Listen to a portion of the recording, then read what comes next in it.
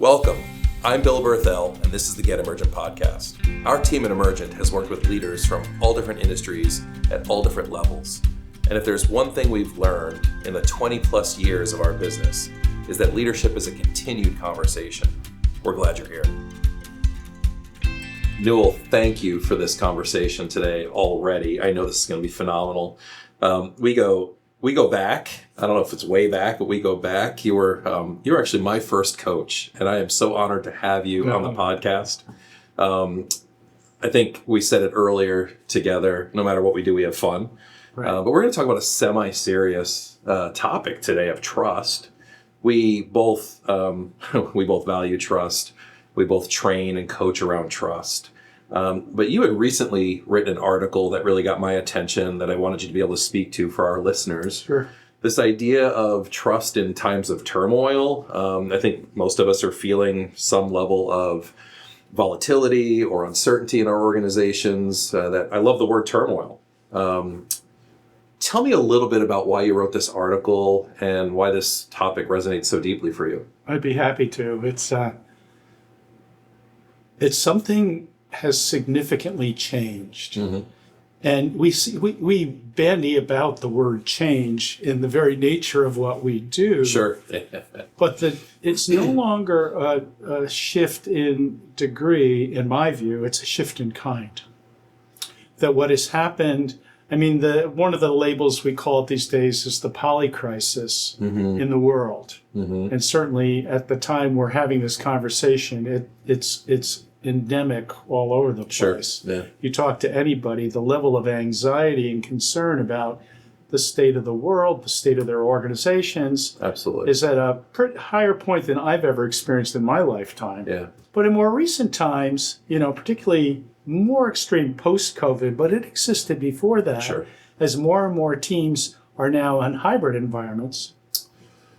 Yeah. So that not everybody's in the same building. In fact, in some cases, I'm working with one group that's a virtual team. They've never been in the same office. They've never met. They've never really shared. They may have met okay, for a special meeting. But they don't work They regularly don't work that way. regularly. And more organizations, the nature of how do you make a team work in that context? Yeah. How do you onboard somebody in that context? Yeah. So when you got this larger crisis of uncertainty going on in the world at large, you've got all this volatility in organizations. Yes. How many organizations are you working with that you may have worked with a couple of years ago that the members of the team have changed? Oh, absolutely. Or the leadership of the team has changed? Yeah, sure. So you have the environment matters, the context matters, just the natural attrition or turn and churn of teams. A lot of the work that I'm finding myself excited about and needed is to help leaders and their teams develop trust. Yeah, yeah. And as well as, the big word we use these days, psychological safety, yes, which for me is a precursor of trust. Yes. If you don't feel safe, and it's even physically safe, particularly like when I hear some women leaders and hear about women, they don't even feel physically safe necessarily, which is on the order of magnitude, even a more fundamental thing you absolutely, need to have absolutely, to feel like you could be physically safe in the environment. Physically safe. Of course. And trust, we have the book here, The Thin Book of Trust by Charles Feldman. On the way here today, I was listening to a wonderful podcast between Charles and Brene Brown. Oh, yeah. From all kinds of, many people are familiar with Brene's work. Absolutely. And she's adopted Charles's definition of trust and distrust. Okay. In terms of it, where it's like being willing to be vulnerable with someone with something that matters to you.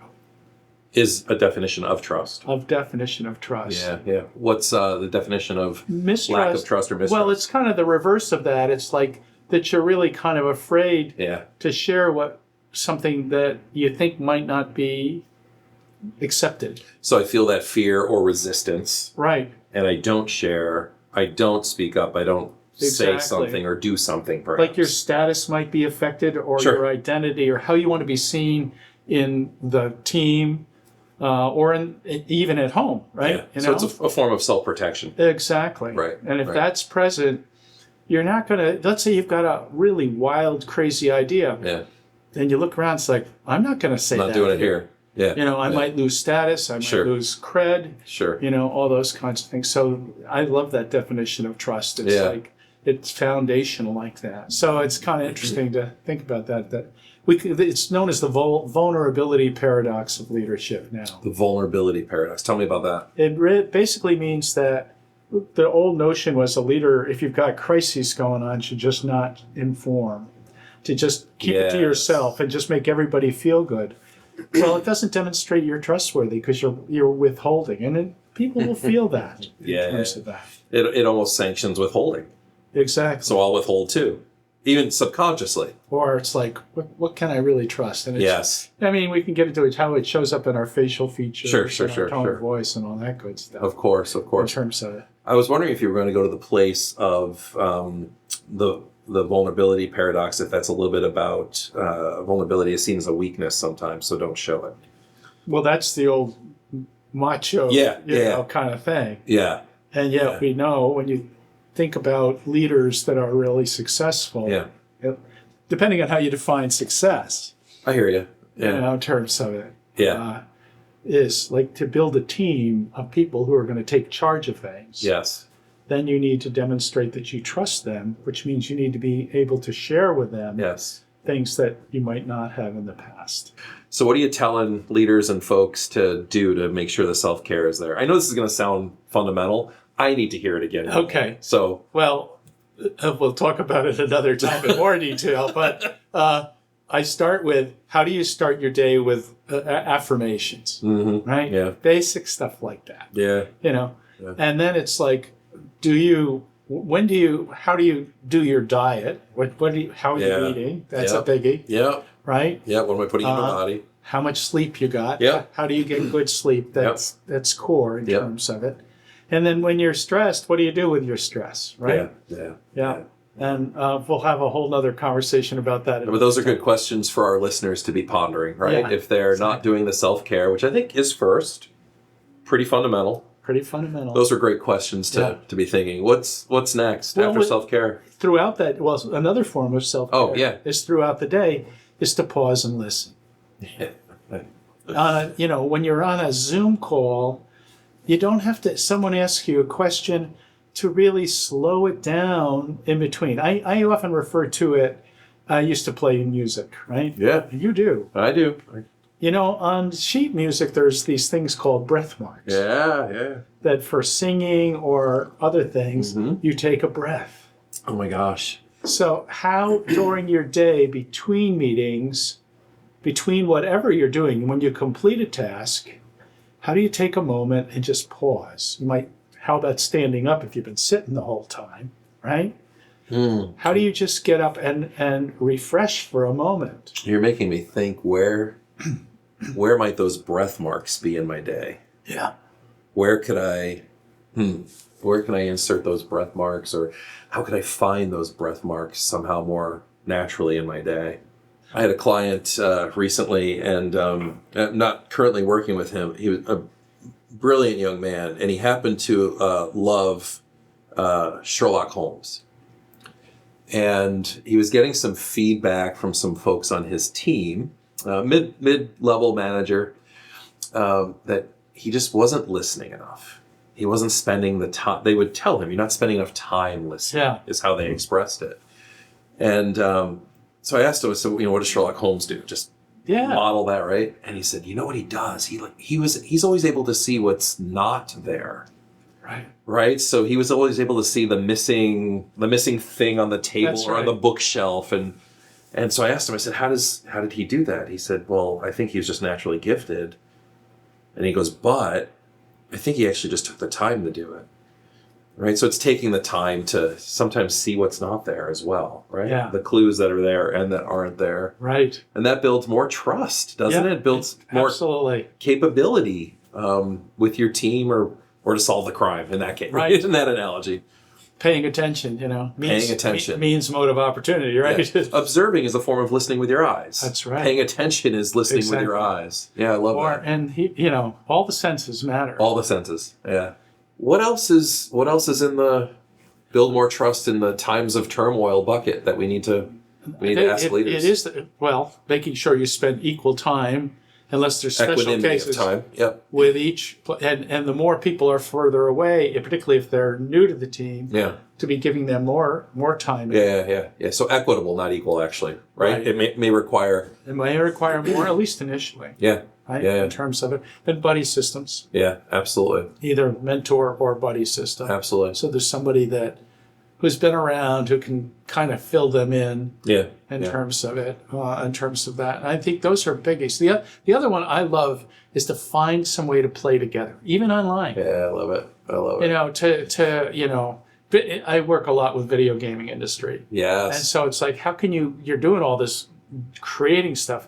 What kinds of way could you figure out some games to play with each other, to learn from each other? Because it's in the breakdown of those games that you start to see people in new ways, and people become more vulnerable and they show up. I actually got that from the Navy SEALs. Oh, wow. I heard they were the awesome. ones. You went from, and not that video gaming isn't serious, but you went from video game development to Navy SEALs. Yeah, Both groups, both cultures require play. that's right. Tell me about play with Navy SEALs. Well, they're the ones I got the idea from. Yeah. That they, would engage in very intense play. Yes. And so you could really learn about each other's vulnerabilities Yes. and how to be on a team together. Because depending on what type of games you play with each other, Yeah. people really learn to show up. And they have to be games that everybody has equal roles. Yes. So power is flat. Yes. So leaders are no longer leaders in the game. That it's everybody's one. So there are a lot of games like that. So it makes me think of playing board games together. You quickly find out through style of play, Right. communication, how folks enjoy it or don't, right? Exactly. So a lot of learning out of play, Yep. right? A lot of creativity comes out of play. Right. And there's both, I think, collaborative play as well as parallel playing. The one I've done directly for team building online is some improv. I love it. And, with a colleague, we did during COVID, we did an improv kind of discovering yourself through improv series. Love it. I love doing it with this guy. Yeah. And so there's just so much out there if you just go online and say, what online improv games? 100%. Whole lot of good stuff there. Yeah, lifetime ago, I got to take a team to Second City Club in Toronto. Oh, yeah? For an improv class, and it was Jerry Hall at the time doing the class. Right? Yeah, so this was high profile celebrity stuff.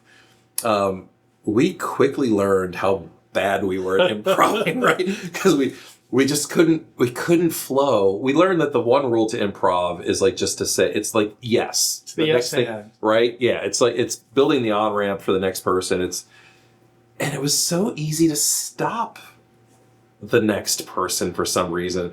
We really had to lean into that. We found ourselves coming out of it even more trusting. The ride home from Toronto was more fun than the ride out to Toronto. Thanks, Rob. The work we did after was more innovative. Yeah. Right? We stepped into challenges differently together. Exactly. Because you all of a sudden were like serving one another or creating the on-ramp for the next person. Right. Instead of like looking for what doesn't work or... Exactly. It's really interesting what improv can do.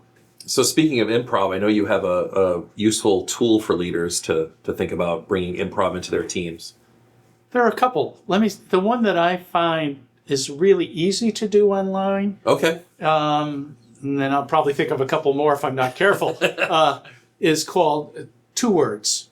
2 Words. It's called 2 Words. And the way this game is played, first of all, you have everybody, even though, we've got the boxes, right? We're all in boxes. So we're in the Zoom room or the Teams grid. Team room. Yep. You define what the order is. So that you can come circle around. So you got to sequence it. Yeah, I ask people to draw a circle and put people's names in the circle and where they are in the circle. Okay. So as though they are in a circle, because if it was in a room...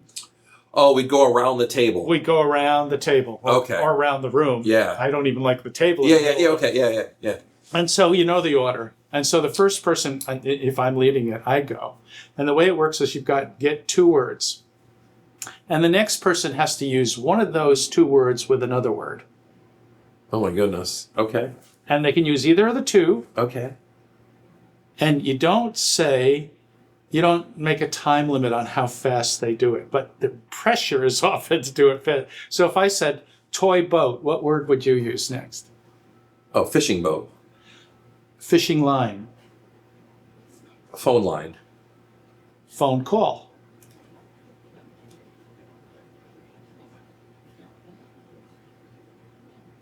Oh, I see. Okay, this is fun.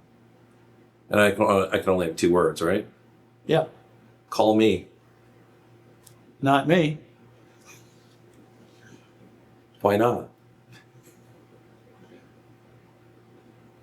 Tie knot. Yeah, I love this. Okay. It reminds me of an improv game I used to play with my son in the car. And we would tell a story going back and forth, but only using 1 word each, right? So, I would say once, pond, time, there was a queen, who loved ketchup. every Time she ate potatoes because ketchup really goes well on hot dogs. Yes, right. So you start telling a story together, completely improv, right? Right. So it would get silly. Get silly. It could get, right. You never knew where it went. Right. So what you did was learn to trust one another, that you give the other person the on-ramp. I love that. Really interesting. Yeah, it's one of my favorites. That's awesome. That's awesome. Yeah. So where would you take us? Thinking about trust. Where would you take us, Newell? Each situation is different. Things constantly change. Mm-hmm. In organizations, changes happen. So how does a leader keep their eye on, how do I keep trust alive in my team? Mm-hmm. How do I deal with broken promises? Mm-hmm. How do I deal with forgiveness? Mm-hmm. How do I, when trust is broken, how do I rebuild it? Mm-hmm. And a lot of it is naming it. Yeah. Vulnerability. Hey, sorry. Yeah. What are we going to do different so this doesn't happen again? Right? Yeah. Kind of stuff. Same. It's not just at work. Right. It's at home too, right? I think similar. I think you love this as well. Everything we get to do in the workplace works in our communities, works in our homes. Exactly. It's we coined the term professional, right? It's personal and professional. You can't dissect that. Right. Actually, it's an energy leak if you do. If you're building those walls between the two, between the personal and the professional. I'm not suggesting being personally inappropriate in the workplace. We know what that looks like. That's different. What's the edge? Exactly. But this works holistically. It'll make you a better community member. It'll make you a better volunteer wherever you are. Right. Better spouse, a better parent. It's trust. Cool. Newell, thank you. This conversation has been amazing. Yeah. Thank you. We could do this another 2 hours, but feels just 100%. Right. Awesome. Thank you for inviting me. Thank you. This was really fun. Thank you. Yeah.